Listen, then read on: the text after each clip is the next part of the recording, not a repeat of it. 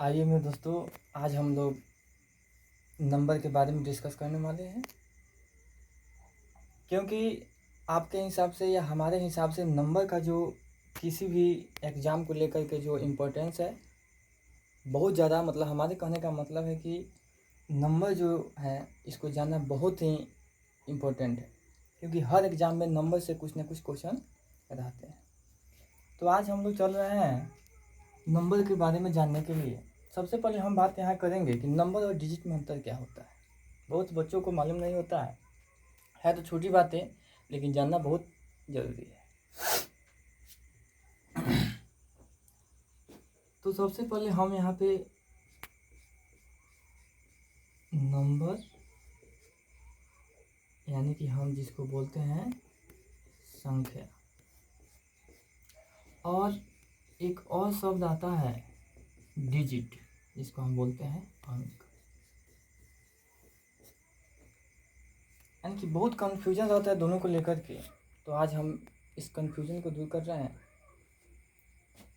अगर मान लीजिए आपको कोई बोले कि बताइए हमने 1 2 3 लिखा है, यानी कि अगर देखेंगे कि अगर कोई पूछे या ऐसा क्वेश्चन आ जाए कि नंबर और अंक में क्या डिफरेंस होता है, तो आपको पहले क्या देखना है कि जो ये लिखा हुआ है, कोई भी नंबर लिखा है चाहे कोई भी अंक लिखा है, हमें पता करना है कि नंबर कितने हैं चाहे कौन से हैं, या डिजिट कितने हैं कौन से हैं।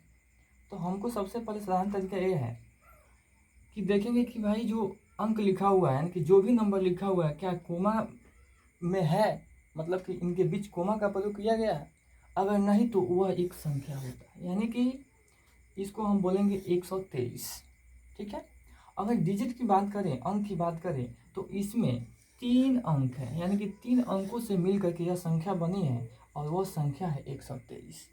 यदि आपसे कोई पूछे इसी को लिख दे कि 1,2,3, तो यहाँ पे देखिएगा, यहाँ पे नंबर 1 था, यहाँ पे नंबर 1 है और डिजिट 3 ठो है। लेकिन यहाँ पे ज़रा गौर कीजिएगा, यहाँ नंबर भी 3 ठो हो गया और अंक भी 3 हो गया। यानी कि अंक की बात करें तो यहाँ पे हम लिखेंगे कि संख्या कौन कौन सी है। तो संख्या यानी कि फर्स्ट की बात करें तो इसमें संख्या कितनी थी, एक ही संख्या है और वो संख्या कितनी है, 123 है। लेकिन अगर अंक की बात करें तो इसमें अंक हम क्या लिखेंगे, 1 2 तथा 3। यानी कि अंक कितने हैं, तो 3 अंक हैं। कौन कौन से हैं, तो 1 2 3। ठीक है। चलिए, लेकिन यहाँ पे बात करते हैं कि यहाँ पे अगर कोमा लग गया, इसका मतलब क्या हुआ कि यह 3 संख्या हो गई।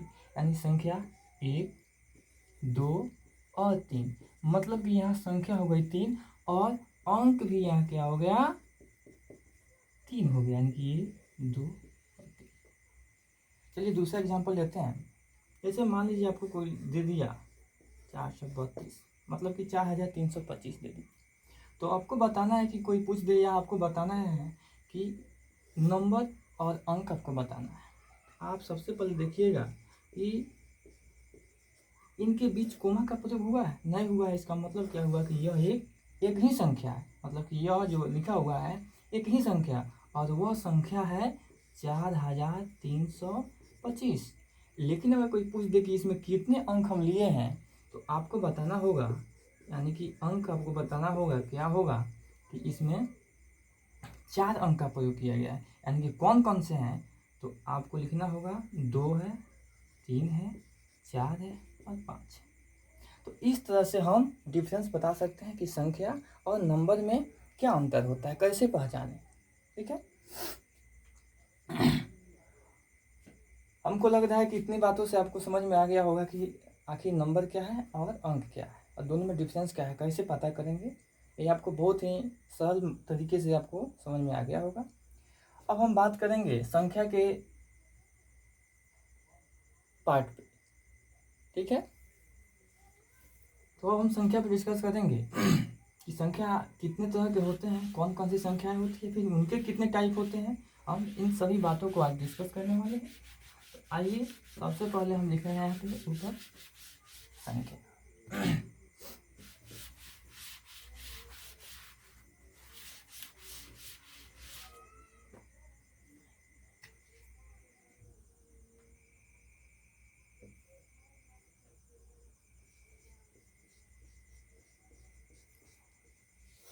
हमने अभी समझा कि संख्या और अंक में क्या अंतर है, या संख्या के बारे में समझा, अंक के बारे में समझा। अब हमें संख्या को बंटवारा मतलब कि बांटना है।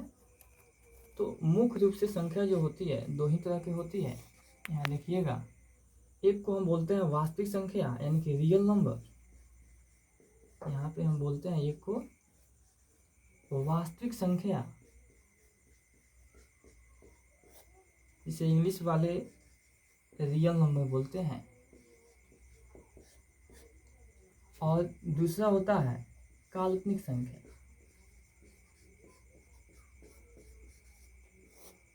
काल्पनिक संख्या यानी कि इसको इंग्लिश की बात करें तो इमेजिनरी नंबर बोलते हैं। तो संख्या को दो भागों में बांटा गया। अब बात आती है कि वास्तविक संख्या क्या है, काल्पनिक संख्या क्या है। बहुत जगह क्वेश्चन भी करते हैं। तो वास्तविक संख्या आपको पता होना चाहिए, और नहीं पता है तो मैं बता रहा हूँ, ठीक है, कि वास्तविक संख्या होता क्या है। तो आपको एक ही बात याद रखना है कि वैसी संख्या, ये कोई भी नंबर लीजिए और उसका स्क्वायर कीजिएगा, अगर स्क्वायर पॉजिटिव आता है, मतलब बताएं कि धनात्मक आता है। पॉजिटिव का मतलब यानी कि धनात्मक। अगर किसी भी संख्या को लीजिए आप और उसका स्क्वायर कीजिएगा, और स्क्वायर करने के बाद वह संख्या पॉजिटिव आता है, धनात्मक आता है, तो आपको वास्तविक संख्या ही बताना है उसे। लेकिन अगर किसी संख्या को आप लें और उसका स्क्वायर करें, मतलब वर्ग करें, और उसका स्क्वायर निकलने के बाद नेगेटिव आ जाए, मतलब ऋणात्मक संख्या आ जाए, तो आपको काल्पनिक संख्या समझना है उसे। जैसे एग्जाम्पल लेते हैं,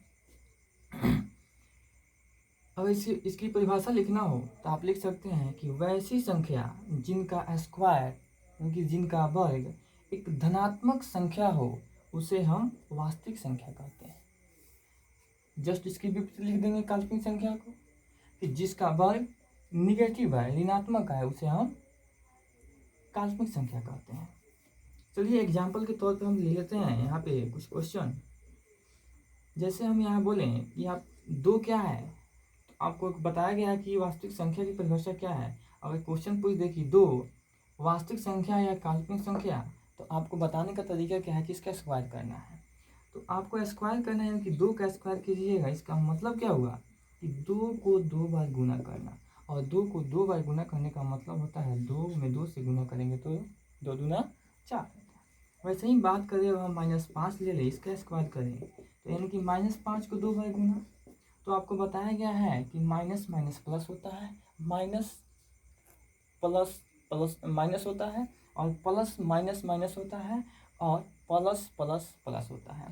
यानी कहने का क्या तरीका है कि जब भी दो साइन मल्टीपल के साथ हो, जब भी दो साइन का मतलब अगर सेम साइन हो, अगर जैसे हमारे कहने का मतलब है कि अगर माइनस गुना माइनस रहे तो ये क्या है, इक्वल साइन है, मतलब कि सम अगर साइन आ जाए और उसके बीच गुना का प्रयोग हो तो आप प्लस ही लिखिएगा, जैसे प्लस गुना प्लस बराबर प्लस। लेकिन अगर एक डिफरेंस हो और एक निगेटिव हो और एक क्या हो, पॉजिटिव हो, तो आपको वहाँ पे निगेटिव लिखना है। जैसे हम यहाँ पे माइनस गुना प्लस क्या हो जाएगा, माइनस ही रहेगा, प्लस गुना माइनस बराबर माइनस ही रहेगा। इस चीज़ को याद रखना आप। अब यहाँ बात करते हैं, हम -5 का स्क्वायर लिए हैं तो इसका स्क्वायर क्या होगा, तो आपको पता होगा कि माइनस गुना माइनस क्या हो जाता है, प्लस, और इसका 25 हो जाएगा। दूसरी बात करते हैं हम, जैसे मान लीजिए हम ले लेते हैं यहाँ पे √2 का स्क्वायर। √2 का स्क्वायर करेंगे तो रूट से रूट खत्म, यानी कि 2 का 2 ही रह जाएगा, ठीक है।